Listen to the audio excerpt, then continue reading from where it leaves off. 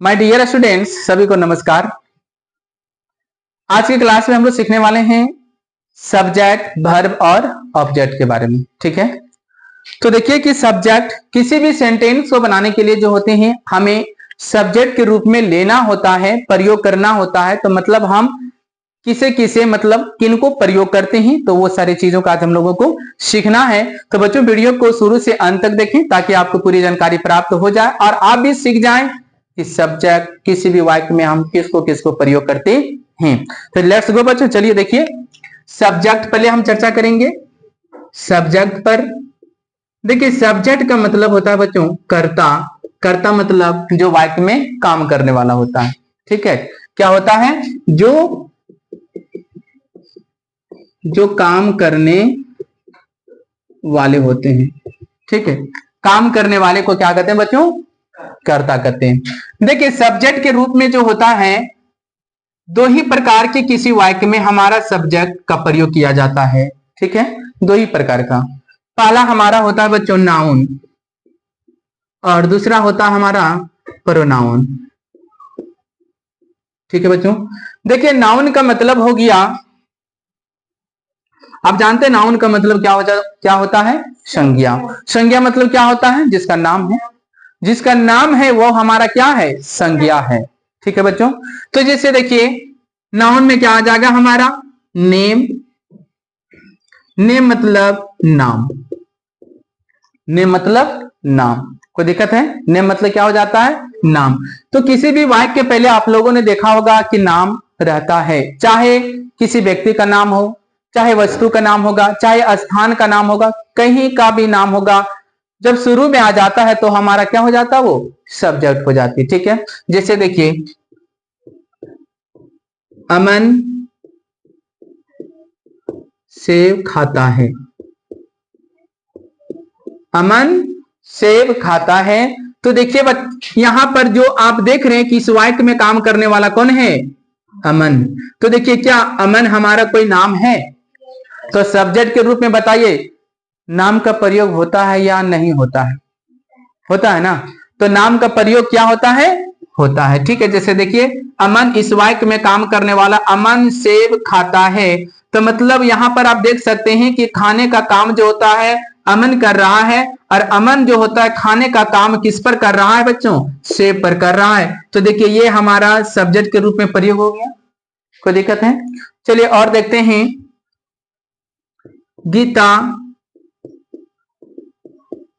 गीता बाजार जाती है। तो देखिए यहां पर भी आप देख सकते हैं गीता बाजार जाती है। तब देखिए इसमें जाने का काम कौन कर रही? बाजार को गीता कर रही ना। तो देखिए गीता हमारा क्या हो गया?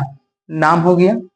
तो आप देख सकते हैं कि हम सब्जेक्ट के रूप में हम नाउन मतलब नाम का भी प्रयोग कर सकते हैं। समझ में आ रहा है कि नहीं? प्रयोग होता है। ठीक है, चलिए दूसरा देखेंगे हम लोग प्रोनाउन। प्रोनाउन सब्जेक्ट के रूप में प्रोनाउन का कैसे प्रयोग करते हैं।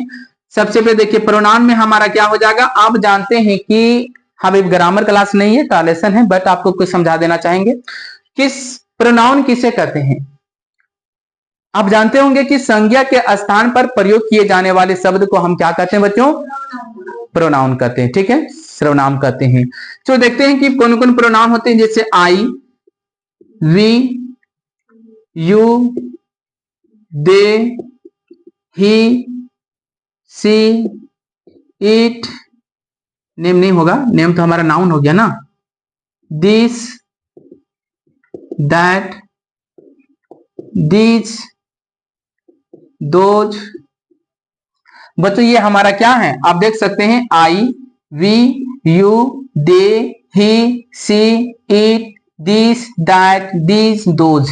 ये हमारे क्या है? प्रोनाउन है।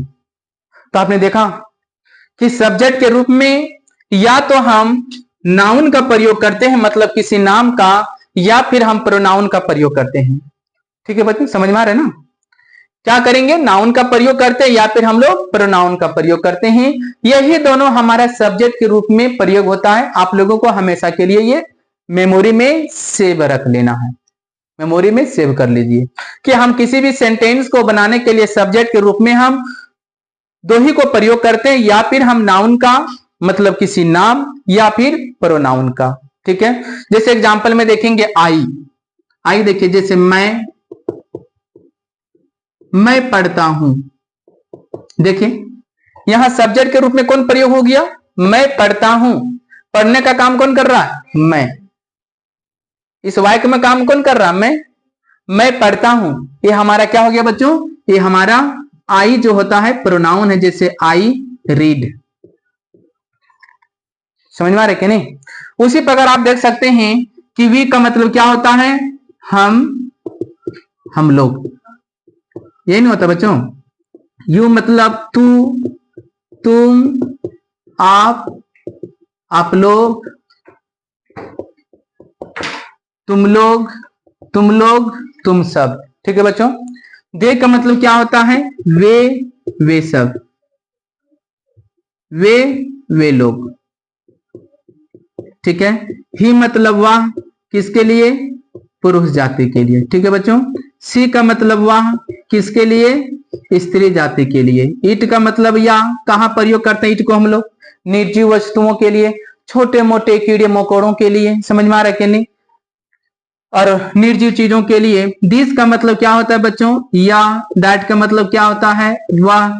दिस का मतलब ए या फिर ए सब। दोज का मतलब क्या होता है, वे सब। ठीक है ना।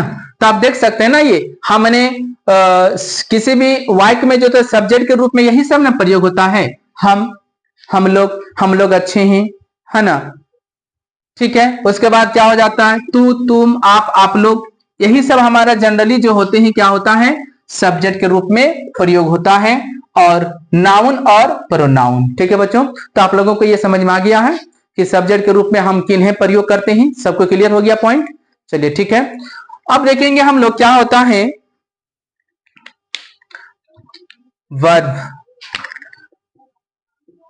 वर्ब भी जो होते हैं किसी भी सेंटेंस में हम दो रूप से प्रयोग करते हैं। ठीक है। ठीक है, क्या होता है देखिए, पहला हमारा होता है मैन वर्ब, मैन वर्ब, और दूसरा होता है ऑक्सिलरी वर्ब। ठीक है बच्चों। इसी को कहा जाता है हेल्पिंग वर्ब, हेल्पिंग वर्ब।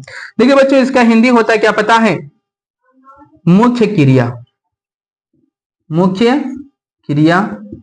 और ऑक्सिलरी वर्ब का हिंदी क्या होता है बच्चों, देखेंगे सहायक क्रिया। ठीक है, कोई दिक्कत है। वर्ब का जो होते हैं किसी भी वाक्य में हम दो रूप से प्रयोग करते हैं, मैन वर्ब के रूप में और ऑक्सिलरी वर्ब के रूप में। ठीक है।